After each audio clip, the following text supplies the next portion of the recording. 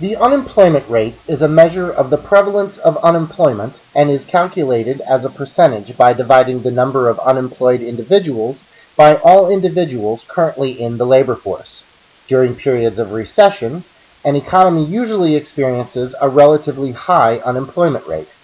Gross domestic product, GDP, is the market value of all goods and services produced within a country in a given period. GDP per capita is often considered an indicator of a country's standard of living. Our first graph shows the growth of money supply since 1971. 1971 was selected as the last remaining currency to be converted to gold was made inconvertible. The second graph indicates that the quantities of money are increasing at an accelerated rate. In 1990, the total currency in circulation surpassed 1 trillion. As you can see, just 12 years later, the total amount surpassed 2 trillion. This amount doubled again in 2008 to 4 trillion. It is believed that this continual increase in the money supply will lead to higher consumer prices for goods. It is also viewed that inflation and deflation are occurring at the same time. When the money supply increases, interest rates decrease, and the demand for money will decrease, and lead to more investments, more money in the hands of consumers, which makes them feel wealthier and stimulates spending, increased sales, which will provoke businesses to order more raw materials and increase production. The increase of business activity will increase the demand for labor and raise the demand for capital goods. When the supply of money decreases, or when its rate of growth declines, interest rates increase and the demand for money increases, which will lead to disinflation or deflation, resulting in falling prices, higher interest rates, and a decrease in business activity.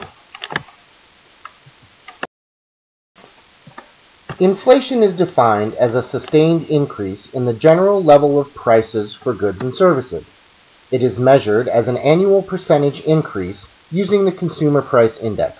As inflation rises, the dollar buys less goods and services. Other types of inflation include deflation, hyperinflation, and stagflation. Deflation indicates the dollar buys more goods and services.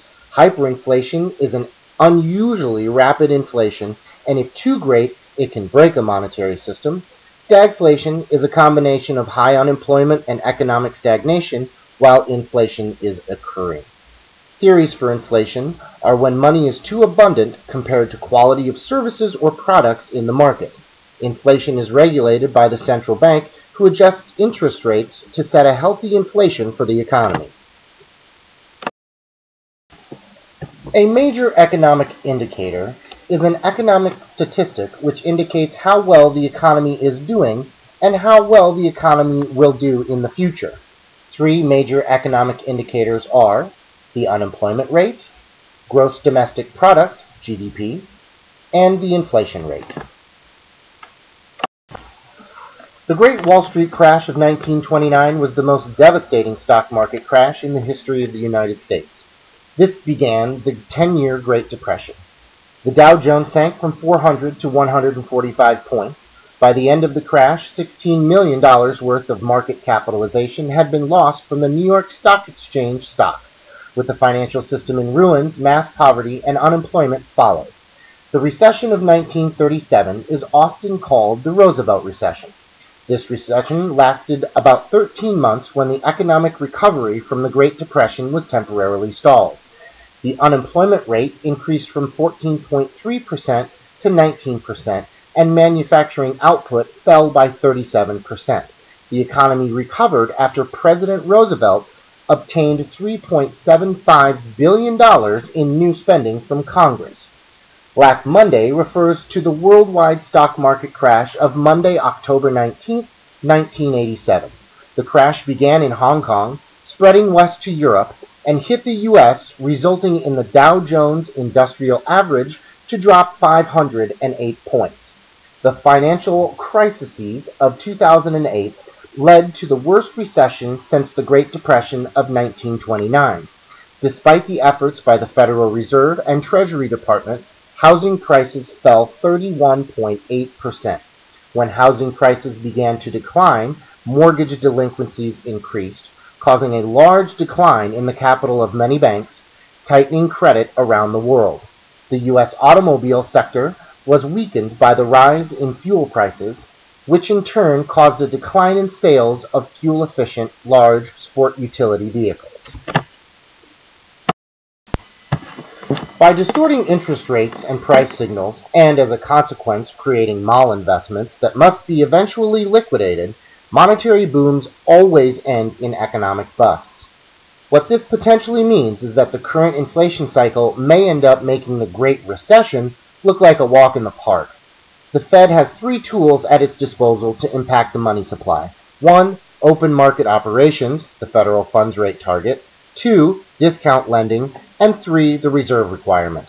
So, what should the U.S. do at this juncture?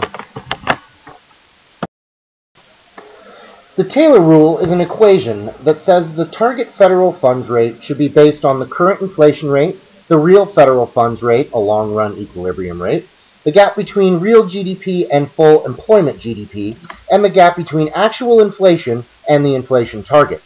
What this shows is how the rule responds to economic conditions, including both prices and output. This relationship makes the federal fund rate target answerable to concerns about both price stability and the business cycle, setting and adjusting prudent rates that will stabilize the economy in the short term and still maintain long-term growth.